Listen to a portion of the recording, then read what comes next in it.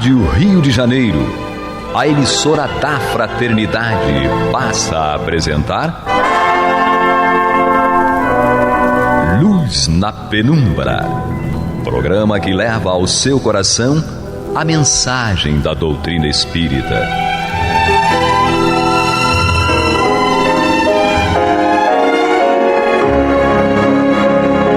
E com vocês, João Batista, para o estudo de O Livro dos Espíritos, da obra codificada por Allan Kardec.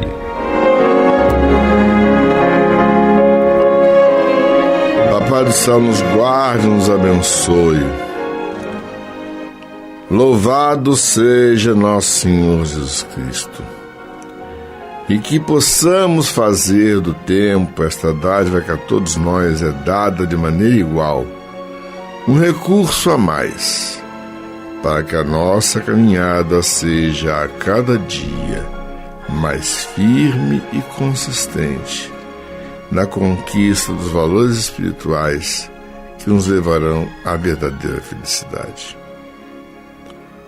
Hoje faremos o estudo das perguntas 207 e 207A, que abrem no Livro dos Espíritos o estudo do tópico Semelhanças Físicas e Morais. Lembrando que estamos utilizando a tradução da FEB de Evandro Noleto Bezerra. Temos aqui conosco uma gracinha de filha, coisa mais linda do pai, que é Alessandra. Olá, pessoal, muito feliz de estar aqui. Paz e bem a todos. Mas não é bom ter uma filha doce assim? Ah, maravilha. Temos conosco também o garoto da franjinha, não é? Pois Edmilson. É, né? Paz e amor a todos. Ele é um paizão, sabe disso, hein? Me deram notícia a respeito disso, viu? Ele e Américo são dois paizões. Não é fato? É verdade. Hoje eu vou passear com o Felipe. Sabe, é assim, esse negócio de babar criança é um negócio impressionante. Ele chega até a desidratar. E temos também uma mãezona que baba os filhos. Aliás, aqui todo mundo baba os filhos, né? Todo mundo vive desidratado por causa disso. Angélica, meus olhos de safira. É, Vera, um prazer enorme estar aqui, que seja o estudo, né, a nossa alavanca de progresso. Então, Edmilson, você vai abrir os estudos. Então, 207. Estamos aqui no tema, né, semelhanças físicas e morais. Pergunta 207. Frequentemente, os pais transmitem aos filhos uma semelhança física. Transmitirão também alguma semelhança moral? Ao que os espíritos respondem: não. Pois têm almas ou espíritos diferentes. O corpo procede do corpo, mas o espírito não procede do espírito. Entre os descendentes das raças há apenas consanguinidade. Geneticamente, um pai, ele transmite mais ou menos, né, 30% da sua genética, ou seja, a cor dos olhos, cor dos cabelos, e por aí vai, né, para os filhos. A mãe também. Seria fácil, né, seria bom e cômodo se um pai que muito estudou, ou uma mãe, né, que muito estudou, que evoluiu espiritualmente, pudesse transmitir para esse filho as suas características, as suas dores e seus sofrimentos, né, ou seja, as conquistas das suas experiências. Que mérito teria esse espírito? Seria incongruente com as leis naturais da vida e da evolução, que o processo evolutivo é intransferível e compete a cada um. Tanto que vemos aí pais que são analfabetos e têm filhos que são superdotados, como ocorre também o contrário. Pais que têm uma inteligência fora do comum, pessoas que renunciam, que levam uma vida de sacrifício, e os filhos têm um comportamento absolutamente diferente. E são aqueles filhos problemáticos, né? Mais levianos, né? Tem um poema de Godoy, ele foi presidente da Federação Espírita de São Paulo, que o título do poema dele é O Juízo Final. Então, no poema dele, ele descreve, né, Deus de um lado, Satanás do outro, e aquela fila para quem ia para o céu e uma outra fila para quem ia para o inferno, né? E aí Deus estava observando que na fila de quem ia para o céu tinha uma mãe. Ela irradiava dela uma luminosidade muito bonita, né? Mas ela estava visivelmente aflita. Então, quando chega o momento dela ser atendida, Deus cumprimenta ela e fala: olha, seja bem-vinda. Aqui no paraíso você vai desfrutar das 1000 felicidades de que és merecedora. E aí ele fala: mas eu não estou entendendo, por que você está aflita? E ela fala: não, é que eu estou olhando que meu filho está na fila daqueles que vão para o inferno. E ele fala: sim, mas é justo. Ele foi um filho mau, você foi uma mãe boa. Aí ela olha bem para os olhos de Deus, né, e fala assim: olha, eu não entendo bem esse teu paraíso. Porque se esse teu paraíso é feito para as mães que aqui se encontram e elas não se consternam com os filhos que lá no averno estão e não se consternam, então eu renego esse teu céu. Porque somente as mães vis que aos filhos não criaram já para não os matar, né? Porque se elas estão aí e não se comovem com as dores deles, então que tipo de mãe é essa? E aí o poema termina assim, né? E diante do olhar estupefato do Padre Eterno, a mãe beijou o filho e foi para o inferno. Interessante do poema, né? Que ela fala com Deus, ela fala bem: e se tu és o Deus, e aqueles filhos que lá estão no inferno são filhos teus, e tu não te comoves com eles, então que amor é esse? Então o amor de mãe é maior que o amor de Deus, porque eu prefiro ficar lá consolando ele, né? É um poema interessante, né? Bem simbólico. É uma defesa também da justiça das reencarnações. Mas mostra também, né, que aquela que é uma mãe, que foi uma mãe dedicada, viveu uma vida cheia de renúncias, ela não pôde transmitir ao filho rebelde suas características morais, né? Então, a evolução é intransferível, compete a cada um. Nós não podemos transmitir as nossas qualidades morais. Nós podemos dar o exemplo. Isso também é muita coisa, porque muitos espíritos que se encontram em estado de rebeldia e já arrependidos no plano astral, muitos deles pedem, já com o coração completamente já voltado para a renovação, que reencarnem com pais bondosos, né, para que eles possam ter o exemplo. Então, um pai e uma mãe não pode transmitir moralmente, geneticamente para o seu filho as suas características, mas pode dar o exemplo, o que é muita coisa também.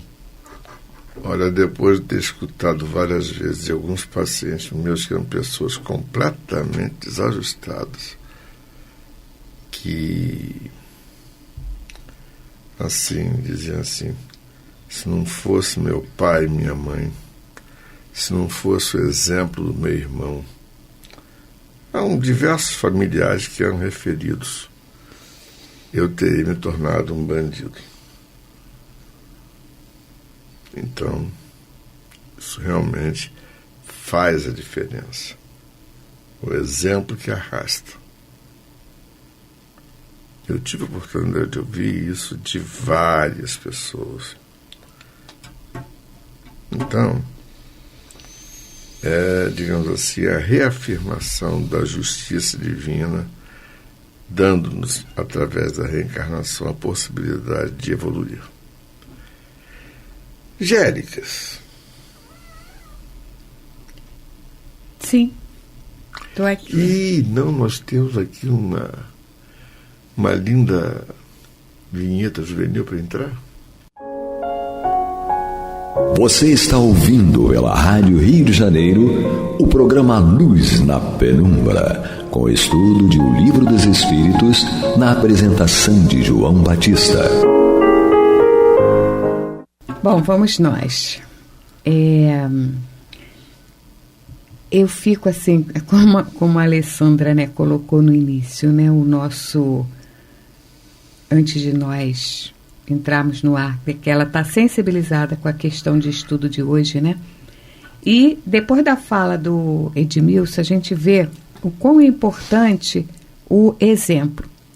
E não adianta, gente, nós estamos na família certa para o nosso momento evolutivo. É ali, através dos nossos antepassados, dos nossos pais, que a gente vai, dos nossos familiares, né, os parentes, né, irmãos, a gente vai adquirir a experiência, o exemplo, e se nós estivermos abertos realmente para o propósito da reencarnação, que é o processo evolutivo, a gente vai ter meios de evoluir, meios de acomodar a nossa estada aqui na Terra, né, com propriedade. Então, eu acho muito interessante essa questão. Realmente, nós não procedemos do espírito. Nós somos seres individuais, como eu já disse no estudo anterior. Porém, a influência que o espírito que nos acompanha e que cria laços de afetividade conosco faz em nós, isso não tem como deixar de ser.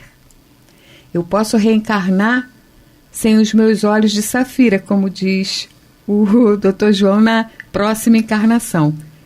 Mas o que me marcou nessa, eu trarei os traços na próxima reencarnação.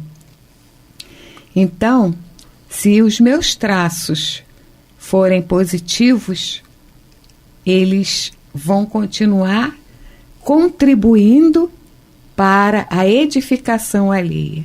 Se os meus traços forem negativos, eles terão a oportunidade de serem transformados para que a minha evolução conclua-se com efetividade, com como é que se diz? Com uma coisa positiva, né? Como uma coisa positiva. Então, todas as nossas características herdadas na parte ética, moral, elas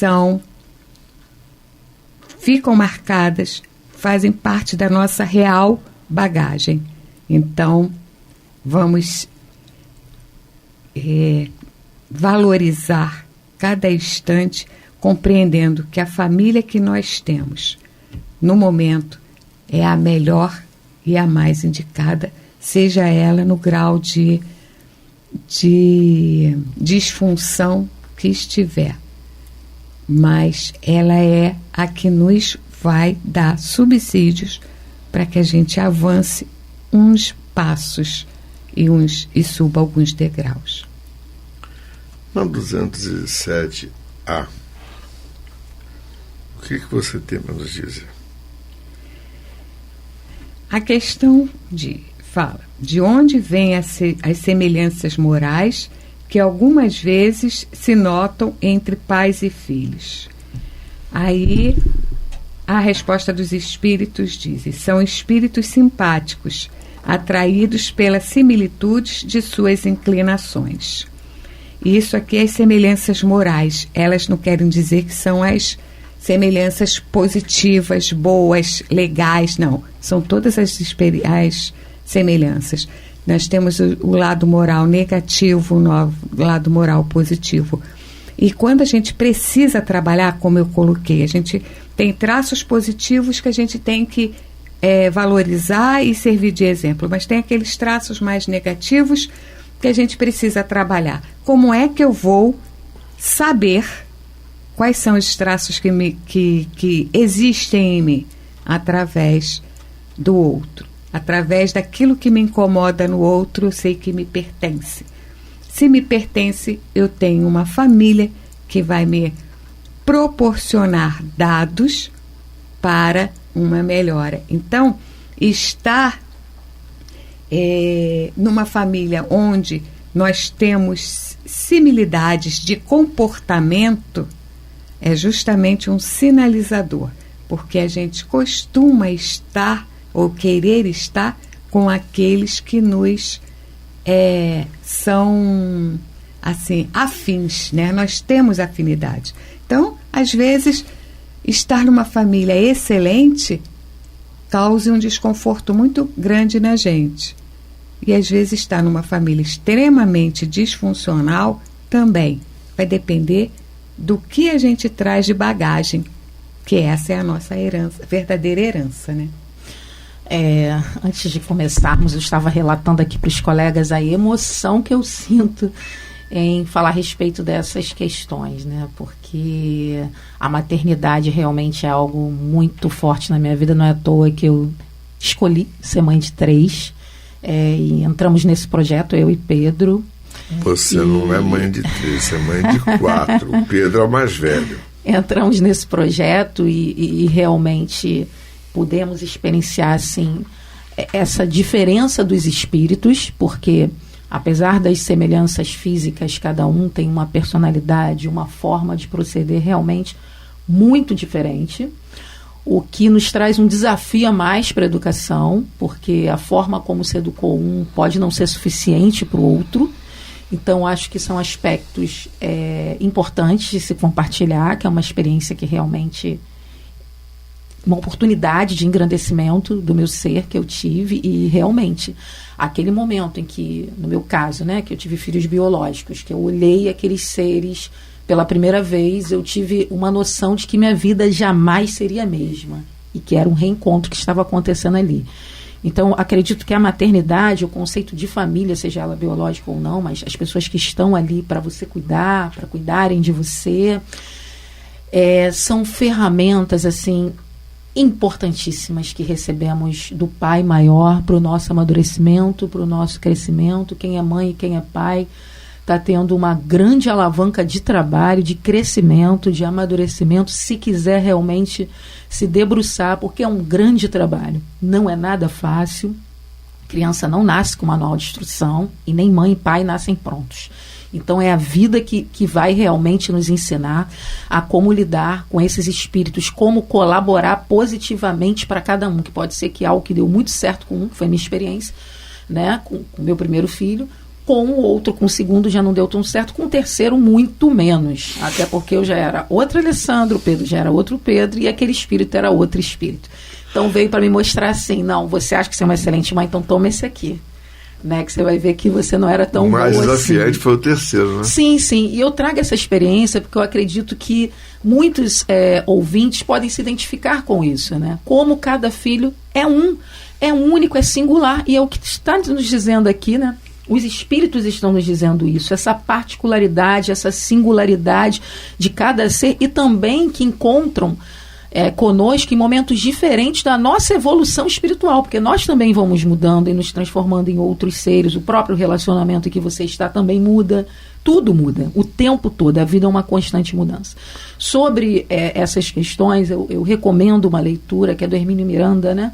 Nossos Filhos São Espíritos, se eu não me engano, é esse o título da obra, é uma obra assim, clássica, para quem é espírita, fundamental para quem quer ser mãe, quem quer ser pai, quem já está com dificuldade. Estamos juntos, todos nós temos dificuldade.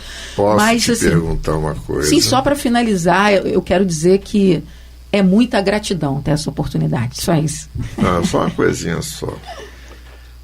O teu caçula continua dentro do mesmo propósito de religião? Sim, ele escolheu o catolicismo, continua firme no catolicismo, e os 2 mais velhos já foram criados, né, na doutrina espírita. Enfim, é uma diversificação no meu lar, mas nos reunimos diariamente para oração. Uhum. Eu acredito que é bem importante para a nossa família. Eu acho um tremendo barato essa família, sabe disso? Porque isso aí é respeitar o livre-arbítrio. É difícil. Sim. É muito difícil. É um negócio que realmente pega muito pra gente. Eu acho que o nosso caminho é por aí, viu? Sim. E Eu acho muito importante para todos os pais e mães essa questão do momento da oração. Seja quem puder fazer diário, ótimo, quem não puder, né? O culto no lar, né? Que é tão pregada aí pela nossa doutrina, pelo movimento espírita. Eu gostaria de reforçar isso numa questão como essa, que fala a respeito da família, da diferença dos espíritos, para a gente tentar implantar, para quem não tem no seu lar, né? O culto no lar, o momento de tentar estar junto com seus filhos falando disso. Não deixa para depois na adolescência, não. Tem que ser quando é bem pequenininho mesmo, para ter esse hábito, né? Eu acho fundamental. Já imaginou se esse menino resolve ser padre? Acho que não. Então, eu só pensei num cenário. Não leva muito jeito, não. Não, eu sei. Eu acho, não sei. Mas veja bem, eu fico pensando que eu tenho muitos amigos católicos, sabe? E eles são exemplares dentro de sua prática religiosa. É interessante que são de uma alegria fora do comum. Uma delas está com 90 anos agora. Foi ela que me explicou o que significa católico. Catolicismo significa ser universal. A origem da palavra é ser universal. Eu fico pensando, meu Deus do céu, para que a gente tem tanta divisão, né, de opinião? Religião do Cristo é o amor, né? Exatamente. É o amor. Exatamente. E vou te dizer um negócio. Desculpa, eu tinha que falar, porque aquela história, essa família eu acho um barato, tá? E, achando que é um barato, caríssimos amigos, a gente tem que lembrar sempre que Papai do Céu nos guarde, nos abençoe, hoje, agora e para todo sempre. Que louvado seja nosso Senhor Jesus Cristo, e que possamos fazer do tempo esta dádiva que a todos nós é dada de maneira igual, um recurso a mais, para que a nossa caminhada seja cada dia mais firme e consistente na conquista de valores espirituais que nos levarão à verdadeira felicidade. Graças a Deus. Você está ouvindo o programa Luz na Penumbra.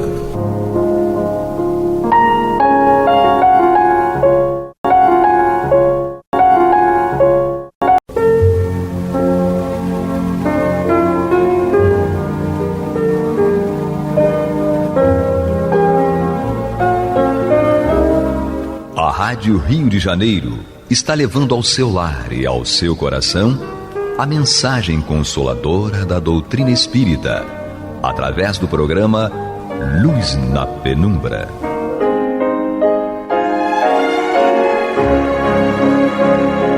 E com vocês, Antônio de Pádua Barbosa, para comentar o Evangelho segundo o Espiritismo, da obra codificada por Allan Kardec. Olá, meus amigos, muito boa noite. Estamos aqui de volta ao programa Luz na Penumbra, no qual nós estudamos o Evangelho segundo o Espiritismo de Allan Kardec. Estamos em seu capítulo 9, Bem-aventurados os que são mansos e pacíficos. E hoje nós vamos estudar o tópico Obediência e Resignação, item 9, e se o tempo permitir também o tópico A Cólera, que é o item 9. Então vamos ver aqui o que nos traz a mensagem de Lázaro, que é o item 8. Lázaro, em Paris, 1863. Ele nos diz o seguinte: a doutrina de Jesus ensina, em todos os seus pontos, a obediência e a resignação. Duas virtudes companheiras da doçura e muito ativas, embora os homens erradamente as confundam com a negação do sentimento e da vontade. A obediência é o consentimento da razão e a resignação é o consentimento do coração. As duas constituem forças ativas porque carregam o fardo das provações que a revolta insensata deixa cair. O covarde não pode ser resignado, do mesmo modo que o orgulhoso e o egoísta não podem ser obedientes. Jesus foi a encarnação dessas virtudes que a antiguidade material desprezava. Ele veio no momento em que a sociedade romana perecia nos desfalecimentos da corrupção. Veio fazer com que brilhassem no seio da humanidade deprimida os triunfos do sacrifício e da renúncia carnal. Então é interessante essa distinção que Lázaro faz entre a obediência e a resignação. Ele tem toda a razão, porque a obediência é um consentimento que você faz a alguma coisa ou a alguém, porque a sua razão diz para você que você deve obedecer. Mesmo até quando você é forçado a obedecer pela força, não pelos argumentos, pela lógica, como seria melhor, não é? Mas muitas vezes nós somos obrigados a obedecer pela força, até mesmo que não gostaríamos de obedecer. Mas a razão nos diz que temos que obedecer. E a resignação é um consentimento diferente, porque é um consentimento do nosso coração. Porque a resignação é uma aceitação de uma situação adversa e que você tem que aceitá-la porque você está convencido disso, você sabe que não há alternativa para aquilo. Você aceita porque você está convencido que deve aceitar pelo seu coração, não porque você passou a gostar. E nem porque é forçado, como fosse uma obediência. Tem que fazer isso e acabou. Não é. Porque se você não está resignado, por mais que ele force, é uma coisa por dentro. Você pode até dizer que aceita, que obedece, mas por dentro você não está aceitando. Então a resignação é um consentimento do coração, metaforicamente falando. Quer dizer, é um consentimento da sua alma, seu consentimento. Então ele diz, assim, cada época é marcada pelo cunho da virtude ou do vício que a devem salvar ou perder. Então também está dizendo que as épocas que a humanidade passa, geralmente são marcadas ou por uma época de muitas virtudes, ou uma virtude específica, ou por um vício, alguma degradação qualquer moral. E referindo-se aqui à civilização romana, quando Jesus chegou, ela estava começando a chegar no seu auge, mas também estava começando a se perder pela corrupção, pelos desregramentos morais, ou seja, já era um império carcomido por isso. Então, a aceitação da resignação era difícil. E a obediência poderia significar covardia, o que era uma grande ofensa para alguém lá ser chamado de covarde. Então, só aqueles que são fortes, corajosos, é que aceitam porque precisam aceitar. O que não aceita é covarde, é egoísta, ele procura fugir disso. Por orgulho, por egoísmo. Não porque a situação seja ruim para ele. Às vezes é muito melhor você obedecer.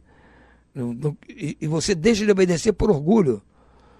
E quando na realidade, por seu próprio bem, é melhor obedecer.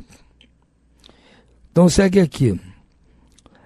A virtude da vossa geração é atividade intelectual, seu vício é indiferença moral. Ele está falando da nossa civilização do século XIX, 1863, que ele mandou essa mensagem. Mas isso vale para hoje, aliás, está até pior.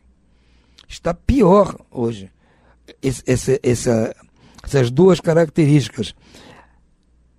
A atividade intelectual é a virtude nossa, com certeza. Intelectualmente, nós nunca estivemos tão desenvolvidos em termos de conhecimento técnico, conhecimento literário, todo o conhecimento, toda a intelectualidade está muito avançada no nosso meio. Você vai dizer, Antônio, mas na época da Grécia havia os filósofos, mas eram poucos também que ficaram notórios até hoje. Não era o povo. Hoje aqui, qualquer criança pequena de escola tem muito mais conhecimento do que aquela gente toda. Pode não ter a profundidade do conhecimento, mas em termos de numéricos, tem muito mais conhecimento. Então, a nossa virtude é a intelectualidade. O vício nosso é a indiferença moral. Não é nem a imoralidade. a imoralidade. Não é esse o problema, é a indiferença com relação à moral, ou seja, não é comigo, vida que segue. É o nosso problema hoje. É o inverso da fraternidade, que nós temos que buscar a fraternidade. Amar o próximo como a nós mesmos. Não fazer o outro aquilo que não gostaríamos que os outros nos fizessem. Então nós temos que ser fraternos, nos tratar como irmãos. E hoje é justamente o contrário. Há uma grande indiferença moral, indiferença pelo problema dos outros. É isso que está acontecendo na nossa sociedade. Faz parte da evolução. Talvez nós tenhamos que passar por isso para depois virmos que não está correto e começarmos a acertar o caminho. Muitas vezes você tem que chegar ao fundo do poço para depois conseguir se reerguer. Digo apenas atividade porque o gênio se eleva de repente e descobre por si só horizonte que a multidão somente verá mais tarde, enquanto a atividade é a reunião dos esforços de todos para atingir um fim menos brilhante, mas que prova a elevação intelectual de uma época. Ele aqui está explicando por que ele diz que hoje a nossa virtude é a atividade intelectual. Ele diz atividade intelectual. É diferente de haver, por exemplo, na nossa sociedade, um gênio. Ele não é uma atividade coletiva, é um gênio, alguém que se destaca, como era o caso que eu citei na época dos filósofos gregos. Eram gênios, se destacavam, mas não era geral esse tipo de coisa. Então ele diz, às vezes na sociedade, algum gênio se destaca de repente e descobre por si próprio horizonte que a multidão só verá mais tarde. Enquanto se é atividade da sociedade, são todos que estão se elevando intelectualmente. É a reunião de esforços de todos para atingir um fim, mesmo um pouco menos brilhante que o gênio descobriria, que continua havendo gênios na nossa sociedade, né, intelectualmente falando. E continua havendo gênios, mas a sociedade, a massa como um todo, ela está muito mais desenvolvida intelectualmente. Mas isso prova a elevação intelectual de uma época. Submetei-vos ao impulso que vimos dar aos vossos espíritos. Obedecei à grande lei do progresso, que é a palavra da vossa geração. Ai do espírito preguiçoso, daquele que fecha o seu entendimento. Ai daquele, porque nós, que somos os guias da humanidade em marcha, aceitá-lo-emos e forçaremos a sua vontade rebelde por meio da dupla ação do freio e da espora. Ele está nos dizendo aqui que aqueles que se revoltam contra isso, contra esse progresso intelectual, e continuam na atividade da indiferença moral, vão sofrer um freio. Vão sofrer um freio nessa sua marcha. Como diz aqui, serão forçados, a sua rebeldia será forçada a acabar por meio da dupla ação do freio e da espora. Toda resistência orgulhosa terá de ceder cedo ou tarde. Tudo isso que nós vemos até hoje, esses abusos que há aí por todos os lados, seja nos meios das autoridades políticas, seja no empresariado, quem está sempre acima de alguma coisa está abusando dos seus poderes com relação aos outros. Nós estamos vendo isso em toda a parte do mundo, gente. Não é só aqui no nosso Brasil, é no mundo todo essas coisas acontecendo. Então, dizendo, isso vai ter um freio. Toda resistência orgulhosa terá de ceder cedo ou tarde. Bem-aventurados, no entanto, os que são mansos, pois prestarão ouvidos dóceis aos ensinamentos. Então diz, bem-aventurados realmente os que são mansos, porque eles vão dar ouvidos aos ensinamentos que estão sendo propostos. Espero que seja o nosso caso. Nós estamos aqui de ouvidos atentos a esses conselhos. Então nós temos que nos tornar mansos, se ainda não estamos nesse caminho, vamos fazer força para nos tornarmos mansos e pacíficos, porque nós absorveremos com mais facilidade esses ensinamentos. E nos livraremos desse, como eu disse aqui, desse freio e dessa espora. Bom, no outro item, a cólera é o item 9, é uma mensagem do Espírito Protetor em Bordeaux, 1863. Nos diz ele o seguinte: o orgulho vos leva a julgar-vos mais do que sois, a não suportardes uma comparação que vos possa rebaixar, a vos considerardes, ao contrário, tão acima de vossos irmãos, quer em espírito, quer em posição social, que o menor paralelo vos irrita e aborrece. O que acontece então? Entregai-vos à cólera. Procurai a origem desses acessos de demência passageira que vos assemelham ao bruto, fazendo-vos perder o sangue frio e a razão. Procurai e quase sempre encontrareis como base o orgulho ferido. Não é o orgulho ferido por uma contradição que vos faz repelir as mais justas observações e rejeitar, encolerizados, os mais sábios conselhos. Até mesmo as impaciências que se originam de contrariedades, muitas vezes pueris, decorrem da importância que cada um liga à sua personalidade, diante da qual julgais que todos devem curvar-se. Exatamente, nós ficamos coléricos porque nos sentimos orgulho ferido. A nossa vontade é contrariada. Então o que acontece? A gente mesmo sabe depois que está errado, mas não quer admitir que está errado, aí fica nervoso, fica atacado, colérico, como ele diz aqui. E tudo por causa do orgulho, desculpa a expressão, orgulho besta, muitas vezes. É um orgulho sem sentido nenhum, mas ainda está muito dentro de nós. Então essas atitudes só nos causam problemas.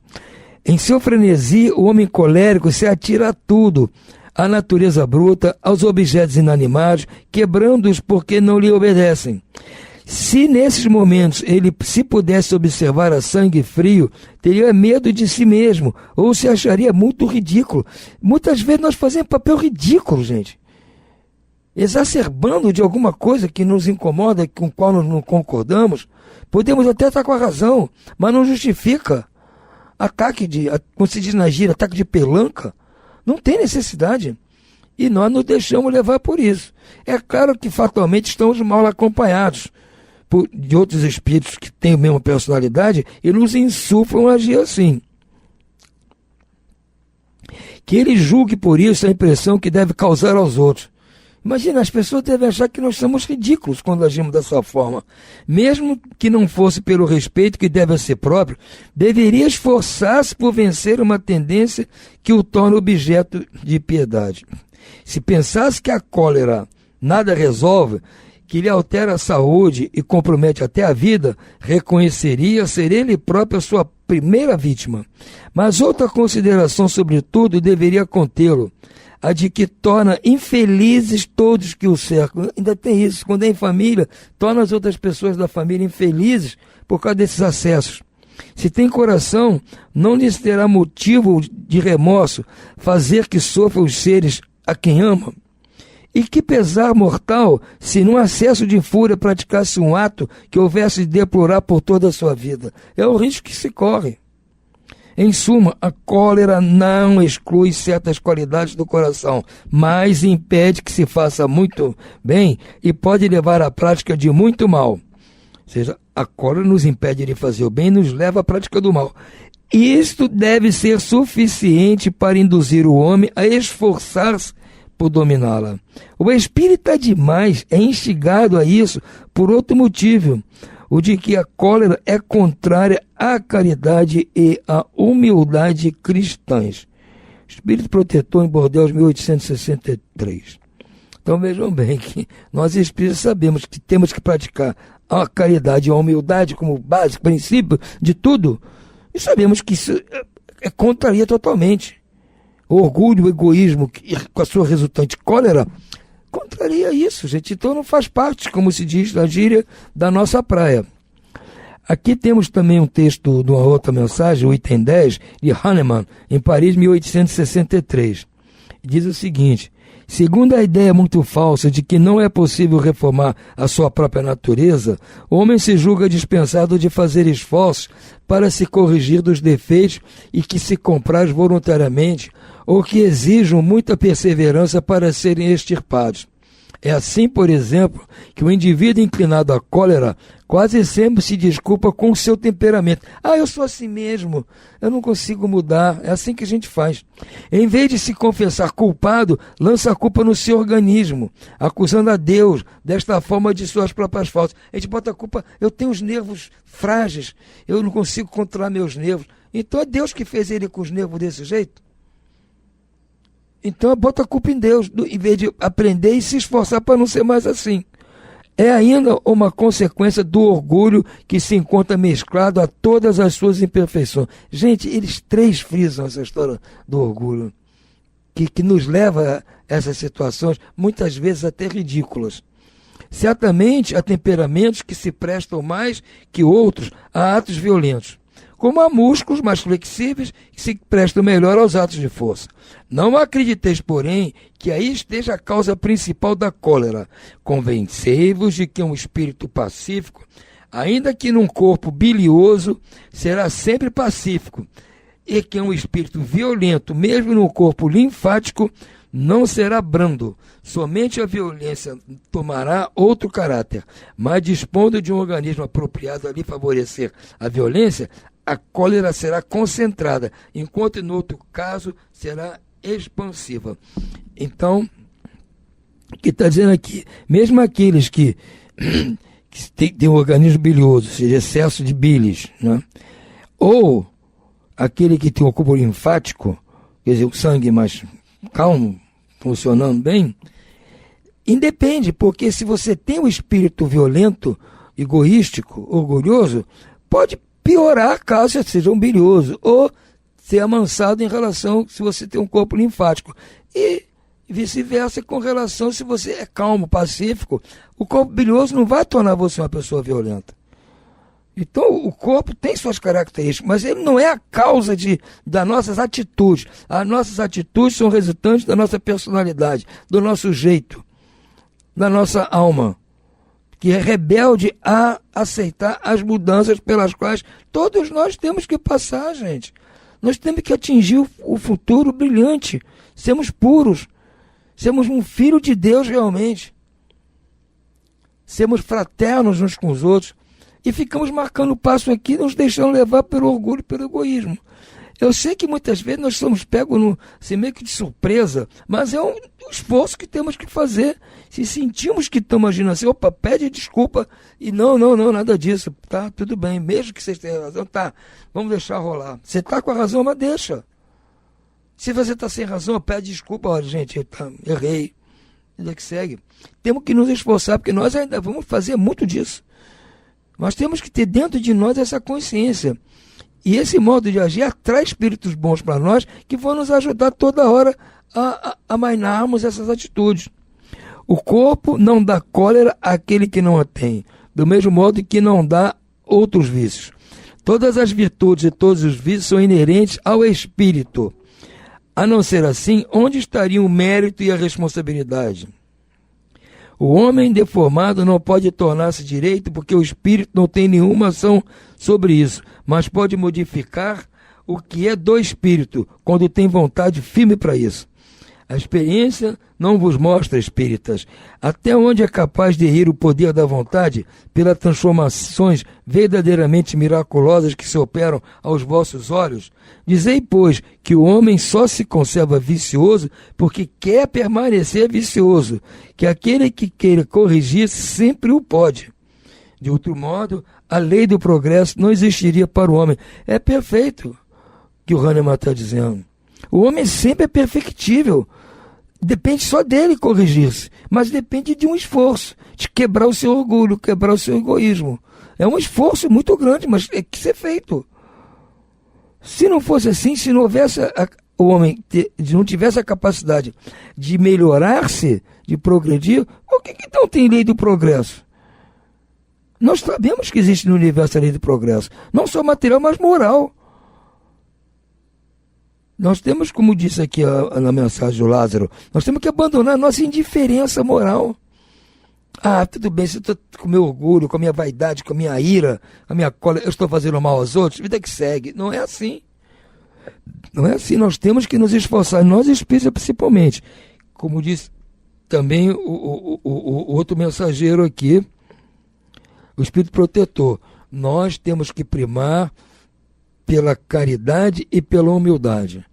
E se tivermos isso como nosso foco, nós com certeza vamos ter forças para domar em nós o orgulho, o egoísmo e sua consequente cólera. Por hora vamos ficando por aqui. Muito boa noite a todos e muita paz.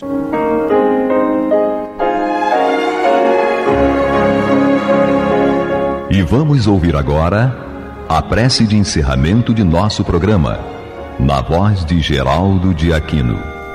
Jesus, dá-nos coragem para a luta, piedade para os insultos e misericórdia para as injustiças e ingratidões.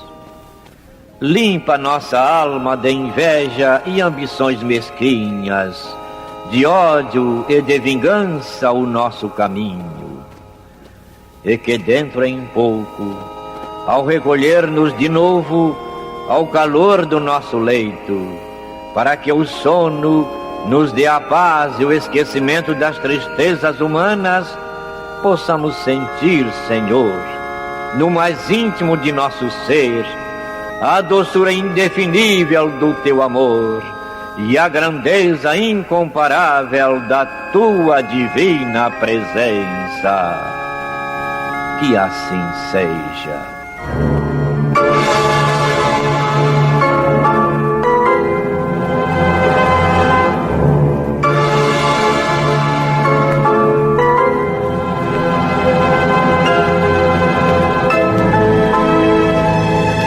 Acabamos de apresentar o programa Luz na Penumbra, que voltará a ser apresentado amanhã às 21 horas nesta emissora.